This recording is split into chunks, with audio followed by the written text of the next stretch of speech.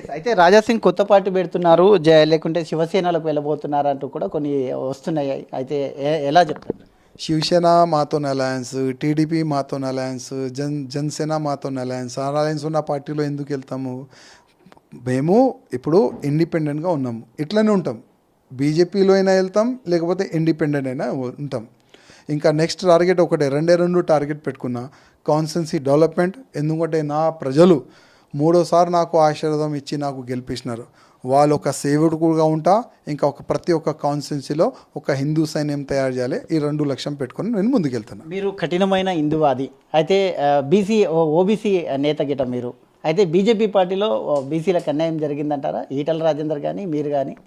ఇప్పుడు ఆ విషయంలో అయితే నేను మాట్లాడలేను. ఎందుకంటే అందరికీ ఏ రెస్పెక్ట్ దొరకాలి ఆ రెస్పెక్ట్ దొరికింది. నాకే ఇబ్బంది జరిగింది, అందుకోసం పార్టీ నుంచి బయటికి వచ్చినాను. కానీ ఇట్లాంటి ఇబ్బందులు కూడా అంత తొందరగానే సెట్ అయిపోతుంది అని అనుకుంటున్నాను. అయితే రాజా సింగ్ కొత్త పార్టీ పెడుతున్నారు లేకుంటే శివసేనలకు వెళ్ళబోతున్నారు అంటూ కూడా కొన్ని వస్తున్నాయి. అయితే ఎలా చెప్తారు? శివసేన మాతోని అలయన్స్, టీడీపీ మాతోని అలయన్స్, జనసేన మాతోని అలయన్స్. ఆ అలయన్స్ ఉన్న పార్టీలో ఎందుకు వెళ్తాము? మేము ఇప్పుడు ఇండిపెండెంట్గా ఉన్నాము, ఇట్లనే ఉంటాం.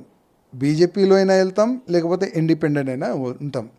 ఇంకా నెక్స్ట్ టార్గెట్ ఒకటే, రెండు టార్గెట్ పెట్టుకున్నా. కాన్స్టెన్సీ డెవలప్మెంట్, ఎందుకంటే నా ప్రజలు మూడోసారి నాకు ఆశీర్వాదం ఇచ్చి నాకు గెలిపించినారు. వాళ్ళు ఒక సేవకుడుగా ఉంటా, ఇంకా ప్రతి ఒక్క కాన్స్టిట్యున్సీలో ఒక హిందూ సైన్యం తయారు చేయాలి. ఈ 2 లక్ష్యం పెట్టుకొని నేను ముందుకెళ్తున్నాను. మీరు కఠినమైన హిందువాది అయితే, బీసీ ఓబీసీ నేత గిట మీరు. అయితే బీజేపీ పార్టీలో బీసీలకు అన్యాయం జరిగిందంటారా? ఈటల రాజేందర్ కానీ మీరు కానీ? ఇప్పుడు ఆ విషయంలో అయితే నేను మాట్లాడలేను. ఎందుకంటే అందరికీ ఏ రెస్పెక్ట్ దొరకాలి ఆ రెస్పెక్ట్ దొరికింది. నాకే ఇబ్బంది జరిగింది, అందుకోసం పార్టీ నుంచి బయటికి వచ్చినాను.